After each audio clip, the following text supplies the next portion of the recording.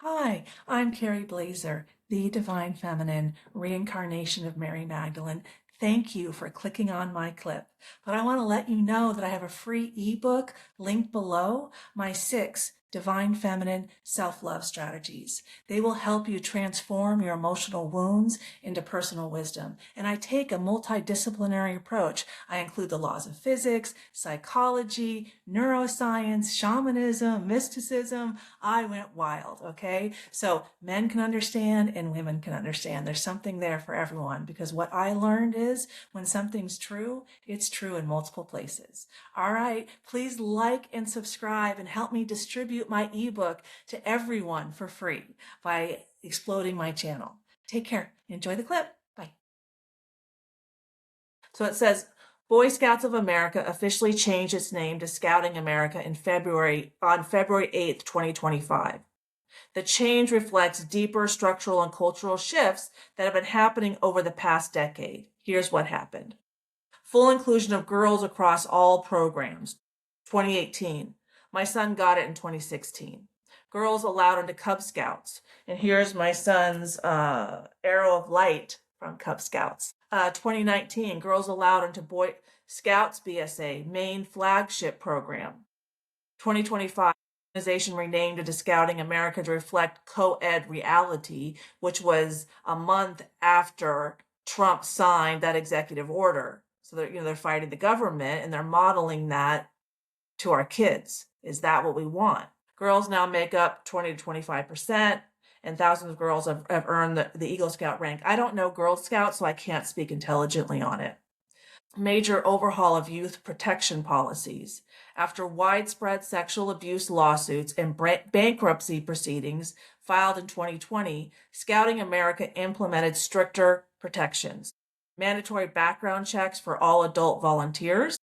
There were some, strange things in my son's Boy Scouts, but I don't have any, physical evidence.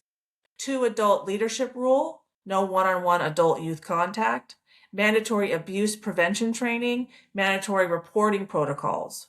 Substantially reduced risk environments, restored some institutional credibility after bankruptcy settlement, okay? Cultural shift from male-specific identity to general youth leadership organization. And see, here's the challenge. When we say, well, let's teach kids to lead in general, we're not acknowledging that men, to be healthy, need to spend more time in their left brain, in their masculinity, about 90% of the time, and women, to be healthy, need to spend more time in their right brain. When you overburden women, like in school, with left brain learning knowledge all day long, they become little perfectionists. But it burns them out in their 20s, and this is what we see with women all day long. And when we restrict boys to sitting in a chair acting like girls all day long and don't let them to get out their physicality, then they have ADHD and they can't attend. So creating children's programs with, healthy masculine men and what creates a healthy masculine man and what creates a healthy feminine woman in mind is of utmost importance. But with this whole cultural shift thing, men could be women and women could be men, no one's asking those questions. And then we lost all of our boundaries and had a ton of problems. So the original identity is primarily focused on boys. And as Pete said, they had 10 million boys in 1970. And now less than 1 million boys and girls. Why that change? Why did that drop off? Emphasize traditional male rite of passage model. And we're going to get into that and the benefits of that in a minute, okay? It doesn't mean that it's always perfect, but that has worked really well in a lot of cultures to create healthy masculine men who have tons of self-control. And when we move when men are overactive in their root chakra, that's when the sexual abuse comes out. And that's if the masculinity never matured up into their heart, that's what fuels a sex addiction.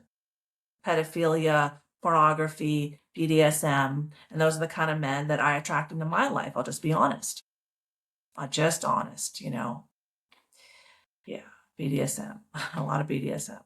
I never engaged in it. I haven't been on a date in 7 years, but that came through really strong. Like the first guy in my book, he was really close with the most popular yoga instructor. who joked around about her side business as a dominatrix routinely. And one time I was flirting with him at the beginning of her class in the front, and she started stomping dominatrix style around his mat, and he laid down like he was just trained for it. The field is the sole governing agency of the particle. When she brought the dominatrix energy in, he just dropped like they were in a session. And I looked over and I'm like, what? Yeah, BDSM. It's not healthy.